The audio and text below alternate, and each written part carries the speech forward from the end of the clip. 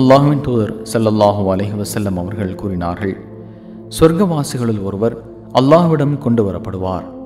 அப்போது மாண்பும் வல்லமையும் மிக்க அல்லாஹ், ஆதமின் மகனே, உன்னுடைய சொர்க்க வீட்டை எப்படி பெற்றுக்கொண்டாய் என்று கேட்பான். அதற்கு அவர், இறைவா, அது சிறந்த வீடு என்று கூறுவார். பின்னர் அல்லாஹ் அவரிடம், நீ விரும்பியதை கேள் என்று சொல்வான். அதற்கு அவர், இறை பாதையில் உயிர் நீத்தவரின் சிறப்பை கண்ணுற்று விட்டதால் நீ என்னை உலகத்திற்கு மீண்டும் திருப்பி அனுப்ப வேண்டும்.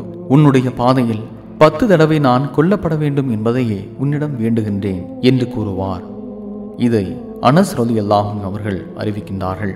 சுனன் நசாயி 3109.